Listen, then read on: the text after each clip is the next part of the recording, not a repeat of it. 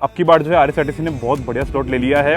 Total 144 buses हैं, यानी कि भैया ऑलमोस्ट 150 बसेस ही हो गई। सीसीटीवी लगा दिया है, पैनिक बटन लगा दिया है और साथ में एक रूफ हैच लगाया है, 2 रूफ हैच लगाए ऊपर की साइड। बसेस आपके लिए खड़ी हुई है, यहाँ पे देख लीजिए, बैक टू बैक कमी ही नहीं है बसेस की। जहाँ तक आप लोग देख सकते हैं वहाँ तक बसेस खड़ी हुई है। एक्सप्रेस बस में टीवी भैया, ये बहुत ज़्यादा खास चीज़ है।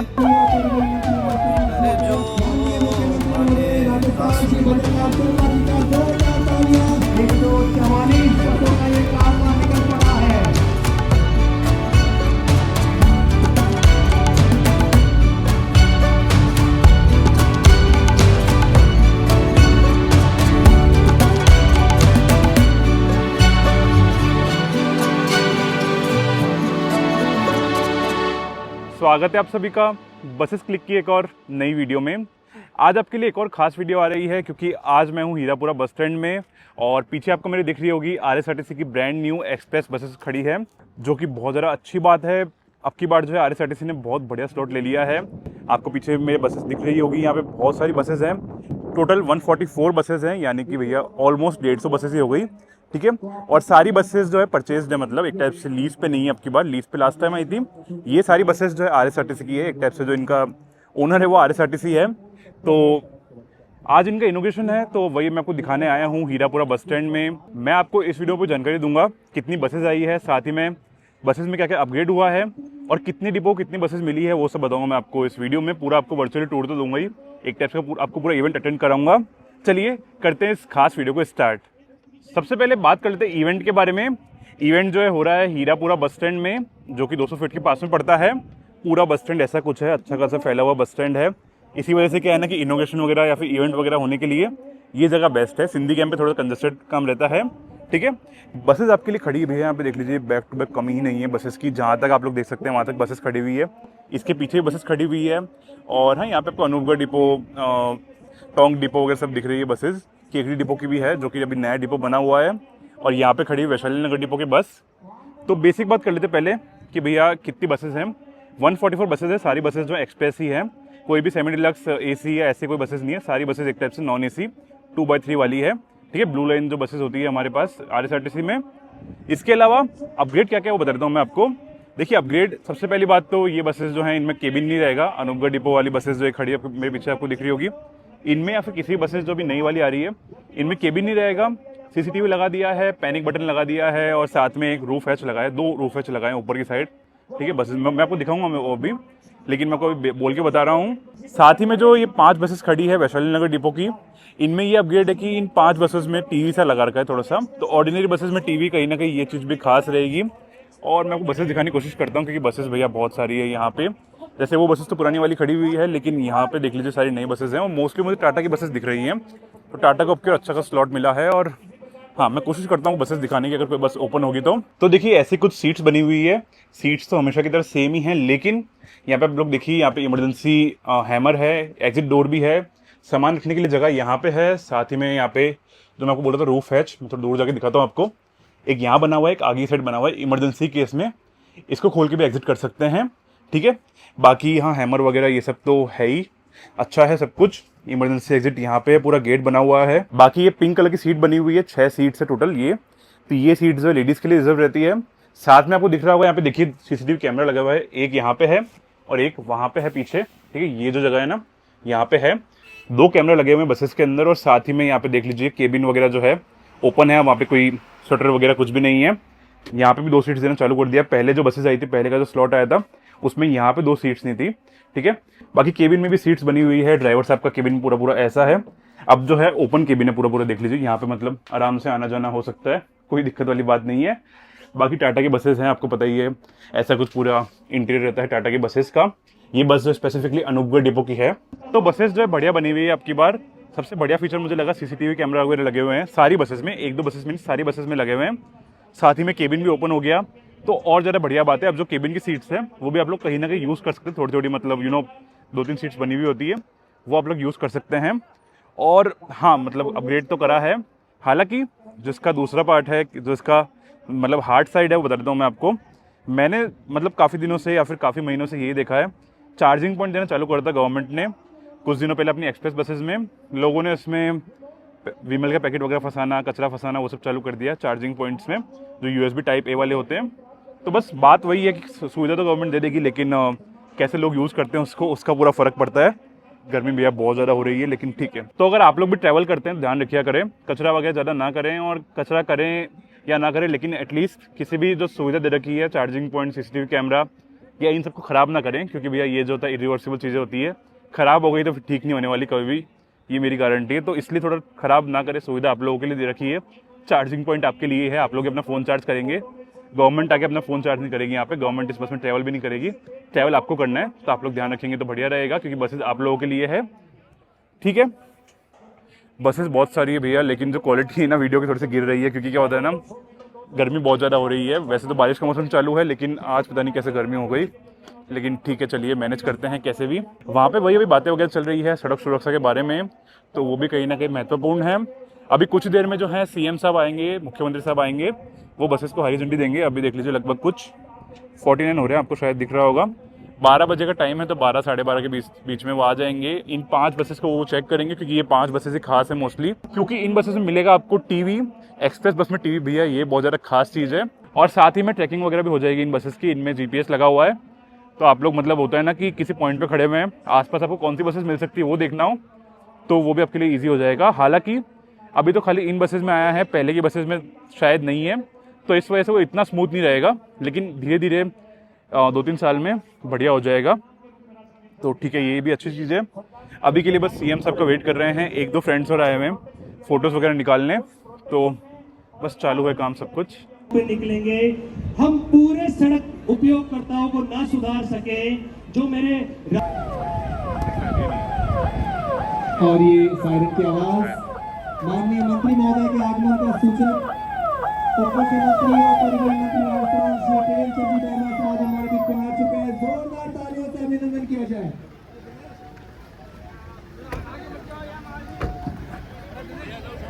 और माननीय मंत्री महोदय के स्वागत अभिनंदन के लिए निवेदन प्रमुख शासन सचिव परिवहन विभाग श्री भवन सिंह जी जेता साहब से।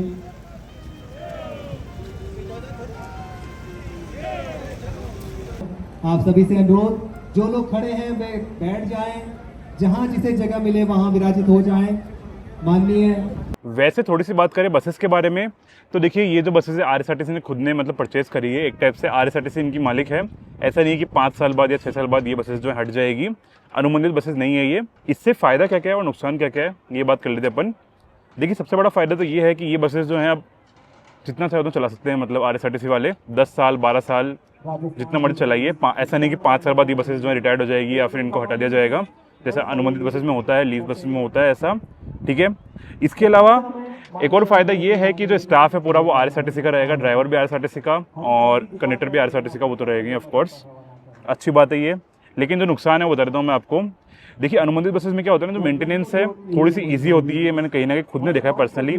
ऐसा नहीं कि मैं किसी मतलब ऑपरेटर को सपोर्ट कर रहा हूँ, अनुबंधित ऑपरेटर को, ऐसा नहीं है। जो रियलिटी है मैं बता रहा हूँ, क्योंकि मैं बहुत ज़्यादा ट्रैवल करता हूँ RSRTC में, तो मेंटेनेंस जो है अनुबंधित बसेस में ईजी रहती है।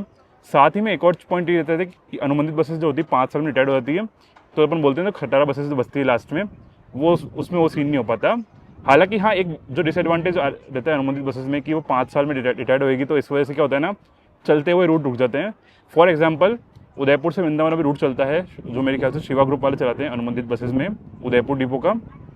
लेकिन वो जो रूट है ना, अगर समझ लीजिए 5 साल बाद जब बसेस रिटायर्ड होएगी तो वो रूट जो है रुक जाएगा, मतलब और बसेस होगी ऑफकोर्स उदयपुर डिपो में, लेकिन एक बार के लिए वो रूट जो रुक जाए कहीं ना कहीं, तो इसलिए थोड़ा सा वो पॉइंट रहता है।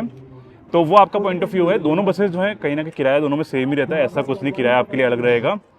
बसेस कोई सी भी आ सकती है, समझ लीजिए किसी रूट पे आज जो है RSRTC की बस आ रही है, तो कल को अनुबंधित बसेस भी आ सकती है, लेकिन किराए में कोई फ़र्क नहीं पड़ेगा। हाँ, फ़र्क ये होता है कि जो आप किराया पे करते हैं उसका थोड़ा सा प्रॉफिट जो होता है वो जाता है एक ऑपरेटर के पास में, जो बस को रन कर रहा है, जिनकी बसेस है, जो बस को ओन करता है उनके पास में।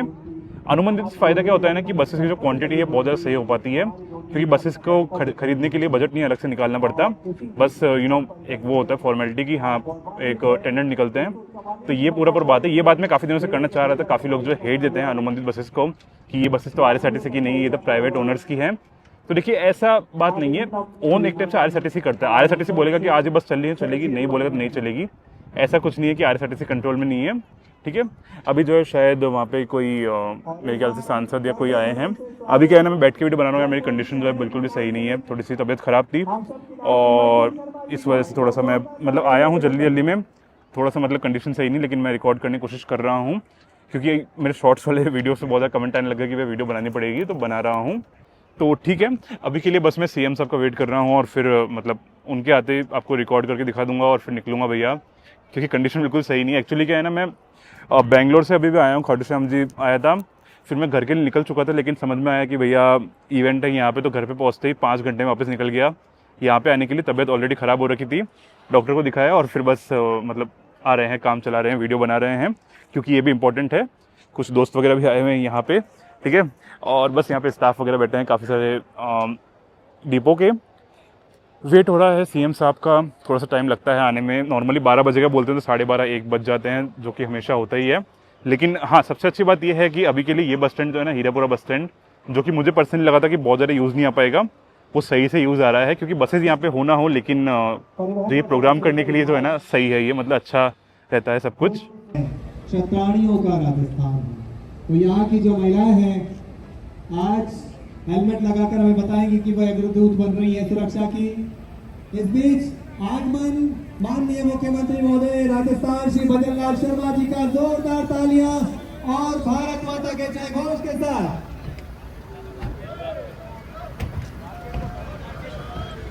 और निवेदन उप मुख्यमंत्री श्री प्रेमचंद बैरवा जी से कि माननीय को बुके, पुष्पगुच्छ और दुपट्टा भेंट कर अभिनंदन करें।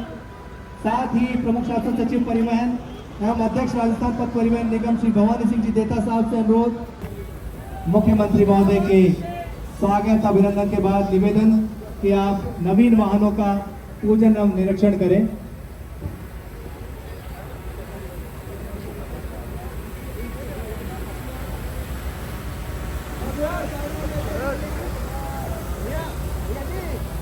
सर्वे भवन्तु सुखिनः, सर्वे सन्तु निरामयाः, सर्वे भद्राणि पश्यन्तु मां कश्चित् दुर्भाग् भवेत् की भावना वाला हमारा सनातन संस्कृति।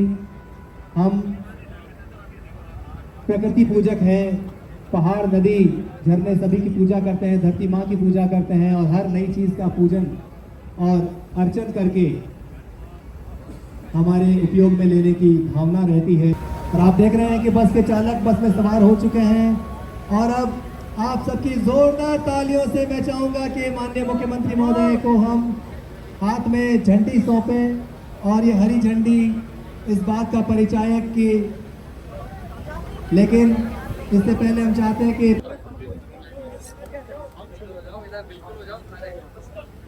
इनमें से 5 बसें ऐसी हैं जो वैशाली नगर आगार को आवंटित की गई है। इनमें एलईडी टीवी भी लगाए गए हैं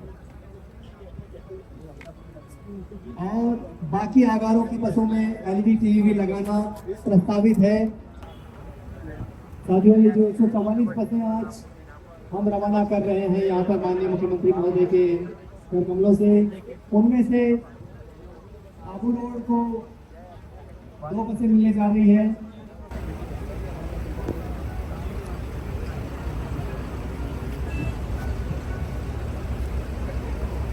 हेलमेट का वितरण किया जाना है। मैं चाहूंगा जिनको हेलमेट मिले हैं, जैसे माननीय मुख्यमंत्री महोदय के हेलमेट वितरण के समय अपना हेलमेट अपने विकास कार्य का अंतिम लक्ष्य होता है और गति प्रगति का पहला नियम है, इसलिए गति के साथ प्रगति हो तो वही प्रगति मायने रखती है। सर पीछे हट जाइए, सर पीछे हट जाइए। के ऊपर से घास कम हुआ है, वहाँ बसों की जो ट्रैफिक जाम हमें देखने को मिलता था पहले के आसपास, जिसमें एक उल्लेखनीय कमी हम देख रहे हैं। यात्रियों की सुविधा में बढ़ोतरी हम देख रहे हैं। यही परिलक्षित कर रही है हमारी रेलवे कि समय पर सबको अपने घर जाने के, अपने दफ्तर जाने का साधन मिले, समय पर सबकी गति सुनिश्चित हो। Sir sir sir sir sir एक एक बस में जाकर तमाम सुविधाओं का जायजा लेते हुए और आज sir sir sir sir sir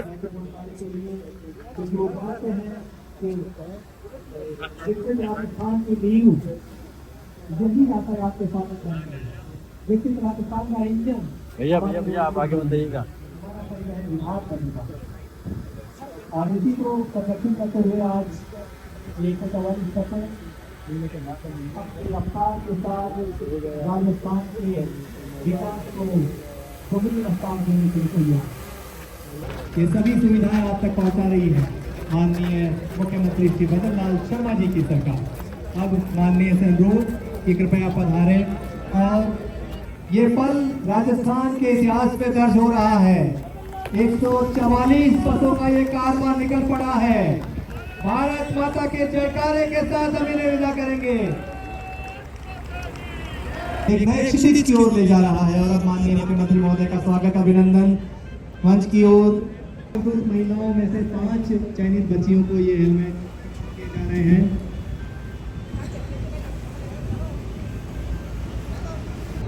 ये बता रही हैं क्योंकि परिवार में उनका सबसे बड़ा योगदान। अब बात कर लेते हैं कि भैया कितने डिपो कितनी बसेस मिली है, क्या कुछ डिवाइड हुआ है बसेस का।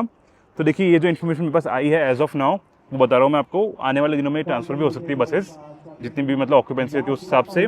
अभी के लिए जो बात है कि आबू रोड डिपो को मिली है 2 गाड़ियाँ, अनूपगढ़ डिपो को मिली है 9 गाड़ियाँ, 12 डिपो को मिली 13 गाड़ियाँ, और ब्यावर डिपो को मिली है 2 गाड़ियाँ, बाड़मेर को मिली है 1 गाड़ी, बूंदी डिपो को मिली है 8 गाड़ियाँ, चूरू डिपो को मिली है 1 गाड़ी, डूंगरपुर डिपो को मिली है 5 गाड़ी, हनुमानगढ़ डिपो को मिली है 11 गाड़ियाँ, और जैसलमेर डिपो को मिली है 3 गाड़ी, जोधपुर को मिली है 7 गाड़ी, केकड़ी को 8, कोटा डिपो को मिली है 19 गाड़ियाँ, और साथ ही में भैया नागौर, पाली और फलोदी को मिली है 3-3 गाड़ियाँ, प्रतापगढ़ डिपो को मिली है 2 गाड़ियाँ, सवाई माधोपुर डिपो को मिली है 8 गाड़ियाँ, सीकर को मिली है 11 गाड़ियाँ, श्री माधोपुर और टोंक डिपो को मिली है 7 गाड़ियाँ, और वैशाली नगर डिपो को मिली है 5 गाड़ियाँ, और विद्याधर नगर डिपो को मिली है 3 गाड़ियाँ।